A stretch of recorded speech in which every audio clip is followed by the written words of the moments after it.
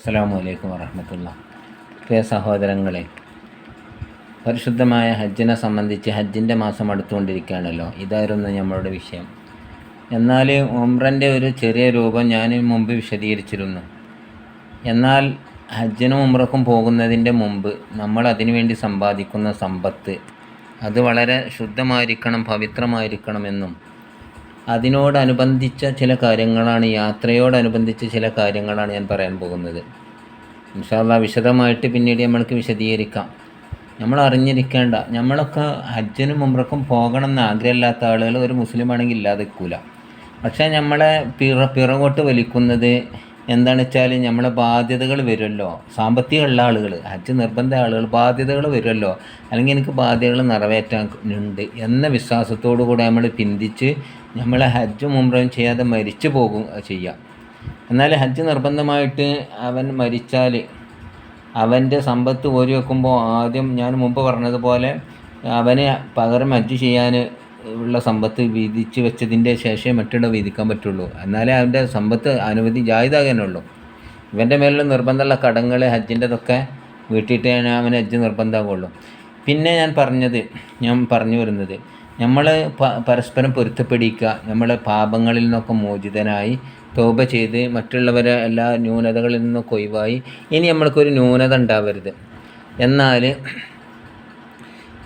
ഈ ഭാര്യ ഭർത്താക്കന്മാർ അവർ എന്നതുപോലെ മാതാപിതാക്കൾ അവരൊക്കെ എന്ത് ചെയ്യണം?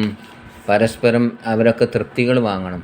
ഇനി എന്ന് പറഞ്ഞിട്ട് പറയാണ് ഈ മനാസിക്കൽ ഹജ്ജിൽ പറയുന്ന അറാബിയത്തു നാലാമത്തത് യജ്തഹിദു ഫി ഇർലാഹി വാലിദൈഹി, അവൻ്റെ മാതാപിതാക്കളെ തൃപ്തിപ്പെടുത്തുന്നതിൽ അവൻ പരിശ്രമിക്കണം. അമയതവജ്ജഹു അലൈഹി ബിർറുഹു, അവൻ ഗുണകാംക്ഷികളായിട്ട് അവനോട് അഭിമുഖമായിട്ടുള്ള ആളുകൾ, അവൻ ഗുണം ചെയ്യേണ്ട ആളുകൾ, താഴത്തുഹു അവനെ അനുസരിക്കേണ്ട ആളുകളും, വൈൻകാന സൂജത്തൻ, അത് അഭിമുഖീകരിക്കുന്ന ആൾ അവൻ്റെ ഭാര്യയാണെങ്കിൽ സ്തറത്ത് സൂജഹ, അവളെ ഭാര്യനെ തൃപ്തിപ്പെടുത്തണം. അക്കാരിബഹ, അവരുടെ അടുത്ത കുടുംബക്കാരെയും ഇവരൊക്കെ എന്താണ് തൃപ്തിപ്പെടുത്തിയിട്ട് വേണം നമ്മൾ ഹജ്ജിന് പോകണം.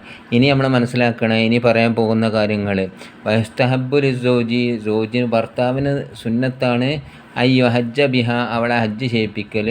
പൈം മനഹു അഹദുൽ വാലിദൈനി, മാതാപിതാക്കളിൽ നിന്ന് ഒരാൾ തടഞ്ഞാലും ശരി എന്ന് പറഞ്ഞാൽ മാതാപിതാക്കൾ പറഞ്ഞു ഓളൊന്നും കൊണ്ടുപോകാനായിട്ടില്ല, ഓളൊക്കെ പിന്നെ ചെയ്തോളും, ഏതായാലും ചെയ്തിട്ടില്ലേ, അല്ലെങ്കിൽ അവനോട് പറയണേ നീ ഹജ്ജ് ചെയ്യണ്ട, നമ്മളോട് പറയണം, ഉമ്മ പറയണം, ബാപ്പ പറയണം ഹജ്ജ് ചെയ്യണ്ട എന്ന് പറഞ്ഞാൽ നമ്മൾക്കെന്താണ്, നമ്മളതനുസരിക്കണ്ട. നമ്മളെന്താ ചെയ്യേണ്ടത്? നമ്മളോട് നിസ്കരിക്കണ്ടെന്ന് ഉമ്മ പറഞ്ഞാൽ നമ്മൾ നിസ്കരിക്കാതെ നിൽക്കുമോ? ഹജ്ജ് ചെയ്യണ്ടെന്ന് ഉമ്മ പറഞ്ഞാലും നമ്മൾ ഹജ്ജ് ചെയ്യാതിരിക്കരുത്. വാപ്പ പറഞ്ഞു ഹജ്ജിന് പോകണ്ട എന്ന് പറഞ്ഞാൽ നമ്മൾ അനുസരിക്കരുത്. നമ്മൾ ഇസ്ലാമിന് നമ്മൾ നിർബന്ധമായതാണ്, അതാണ് വിശദീകരിക്കുന്നത്.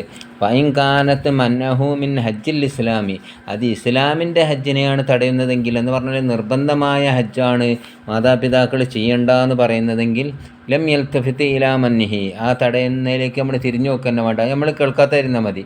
ബൽ എന്നല്ല ലുഹു, അവനിക്കുണ്ടൽ ഇഹ്റാമു ബിഹി, അതുകൊണ്ട് ഇഹ്റാം കെട്ടണം, ഹജ്ജിനും ഉംറക്കും ഇഹ്റാം കെട്ടണം.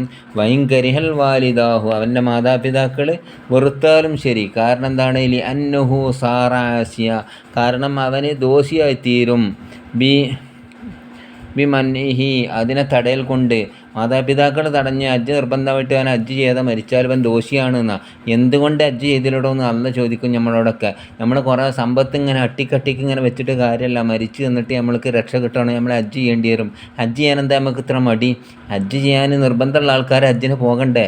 ഇനി നമുക്ക് വേറെ ആൾക്കാർ ഹജ്ജ് ചെയ്ത് ചെയ്യുന്ന പറഞ്ഞിട്ടോ നമ്മൾ ചിലവർക്ക് പേടിയാണ്, വിമാനം കയറാൻ പേടി, നേരെ മറിച്ച് നമ്മൾ മാതാപിതാക്കളുടെ സമ്മതമില്ലാതെ നമ്മൾ ദുബായിക്ക് പോകുന്നുണ്ടല്ലോ, ഗൾഫിക്ക് പോകുന്നുണ്ട്, ഇതിനൊന്നും വിഷയമല്ല. ഹജ്ജിന് പോകുമ്പോൾ മാതാപിതാക്കളുടെ സമ്മതം കിട്ടിയില്ലെങ്കിൽ നമുക്ക് പോകാൻ പാടില്ല എന്ന് തെറ്റിദ്ധരിക്കുന്ന ചിലരുണ്ട്. അത് ഞാൻ എൻ്റെ സ്വയഭിപ്രായ പ്രകാരം പറയുകയാണെങ്കിൽ നിങ്ങളാരും അംഗീകരിക്കില്ല. അതിനാണ് മനാസിക്കുൽ ഹജ്ജിൽ ഇമാമുന നവവി റളിയല്ലാഹു അൻഹു പറഞ്ഞ മസലകളാണ് ഞാൻ ഈ പറയുന്നത്. കർമ്മത്തിനെ പറ്റി പറയൽ കർമ്മശാസ്ത്ര പണ്ഡിതന്മാർ അവർ ക്രോഡീകരിച്ച് വെച്ച നിയമങ്ങളാണ് ഈ പറയുന്നത്. ഇത് പറയുന്ന ആളെക്കൊള്ളങ്ങൾ നോക്കേണ്ട, ഇതൊക്കെ നമ്മൾ വളരെ ഗൗരവമായിട്ട് എടുത്തിട്ട് നമുക്ക് കഴിയണ കാലത്ത് നമ്മൾ ചെയ്തിട്ടില്ലെങ്കിൽ പിന്നെ വിരൽ കടിക്കേണ്ടി വരും. നിങ്ങളാലോചിക്കുകയാണെങ്കിൽ നമുക്ക് ഹർമ്മ കാണണ്ടേ, ഹജ്ജ് ചെയ്യണ്ടേ, ഉംറ ചെയ്യണ്ടേ, ഇതൊക്കെ വേറെ നമ്മളെ പാരത്തിൽ വേറെ ആൾക്കാർ ചെയ്യാൻ കാത്തിക്കുക, നമുക്ക് മരിച്ചു പോകണ്ടേ?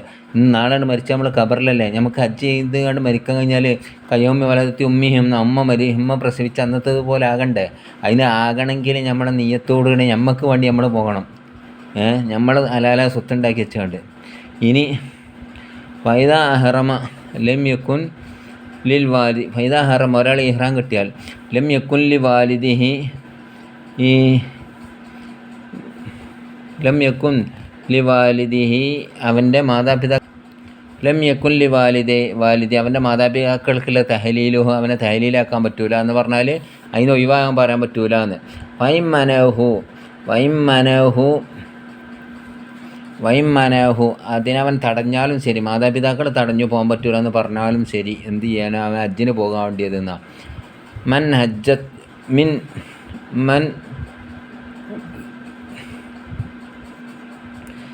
മിൻ ഹജ്ജ് തത്തവി സുന്നത്ത ഹജ്ജ് എന്നാണെങ്കിൽ ലം യജുസ് ലഹുൽ ഇഹ്റാമു ഇഹ്റാം കെട്ടലാന് ജായിദല്ല. ഫൈൻ അഹ്റമ ഇനി ഒരാൾ ഇഹ്റാം കെട്ടിയാൽ ഫലിൽ വാലിദി മാതാപിതാക്കൾക്കുണ്ട് തഹലീലുഹു അവനെ തഹലീലാക്കലുണ്ട് ഒഴിവാക്കലുണ്ട് അലൽ അസഹ പ്രകാരം എന്ന് പറഞ്ഞാൽ മാതാപിതാക്കളുടെ സുന്നത്തായ ഹജ്ജിന് പോകുന്ന സമയത്ത് പോകണ്ട എന്ന് പറഞ്ഞിട്ട് എൻ്റെ മോളെ കൊണ്ടുപോകണ്ട എന്നൊക്കെ പറഞ്ഞിട്ട് അവളെ തഹലീലാക്കുക എന്ന് പറഞ്ഞാൽ നമ്മൾ മനസ്സിലാക്കണം.